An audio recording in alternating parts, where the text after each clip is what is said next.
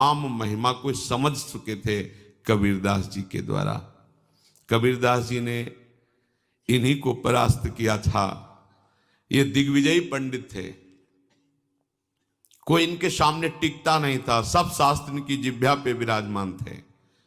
काशी के विद्वान घबरा गए कि अगर काशी को पराजित कर दिया तो बहुत बड़ी ये निंदा का विषय होगा, क्योंकि ज्ञान समुद्र काशी है। उन्होंने कहा इससे तो जीत पाना बड़ा कठिन, इसकी तो जिह्वा पे सरस्वती बैठी हुई है। उन्होंने कहा कि यदि हमारे यहाँ के सबसे बड़े पूज्य महापुरुष हैं कबीरदास जी, अगर वो हार गए तो पूरी काशी हार गई, तुम उनको परास्त करो जाकर। यहाँ किस किस से आप विद्वता पूर्वक वाक युद्ध करेंगे, एक से एक विद्वान है, सालों लग जाएगा। हम सब सहमति देते हैं कि आप कबीरदास जी को परास्त कर दे, मानो वाराणसी परास्त हो गई। ठीक है, कबीरदास जी के पास गए, उन्होंने कहा शास्त्रार्थ करना चाहते हैं। हमें शास्त्र कहाँ आता है। कबीरदास बोले पराजय लिख दो, इसमें दस्तखत कर दो, वहां करवा लो जहां दस्तखत। बोले काशी के विद्वानों ने कहा है कि आपकी पराजय पूरी काशी की पराजय। तो बोले फिर रुक जाओ, हम तुमसे प्रश्न करते हैं कि पढ़ के समझे हो या समझ के पढ़े हो। अब जो हरि के चरणारविंद के प्रेम में डूबा हुआ है, उसकी वाणी सरस्वती भी नहीं समझ सकती। पहली बार उसकी बातें ही समझ में नहीं आई कि बाबा प्रश्न क्या कर रहे हैं।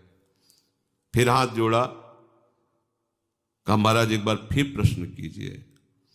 तो उन्होंने कहा पढ़ के समझे हो कि समझ के पढ़े हो।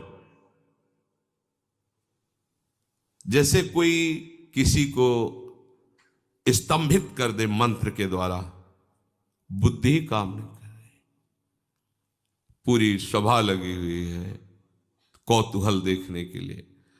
अब वो ये शास्त्र खोले, वो शास्त्र खोले, कुछ कहा महाराज हमारे तो प्रश्न ही की धरा समझ में नहीं आ रही।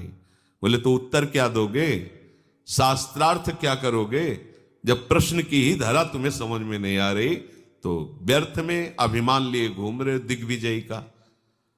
पढ़ के समझे हो कि समझ के पढ़े हो।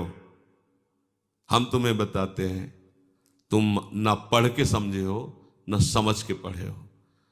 अगर समझ के पढ़े होते तो सब शास्त्रों का सार है भगवान के नाम में प्रेम, भगवान के चरणों की भक्ति।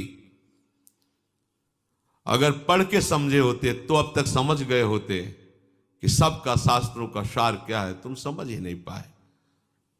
उन्होंने उसी समय सब गंगा जी में शास्त्र प्रवाहित कर दिए और श्री चरणों का कबीरदास जी के आश्रय ले लिया, शिष्य बन गए।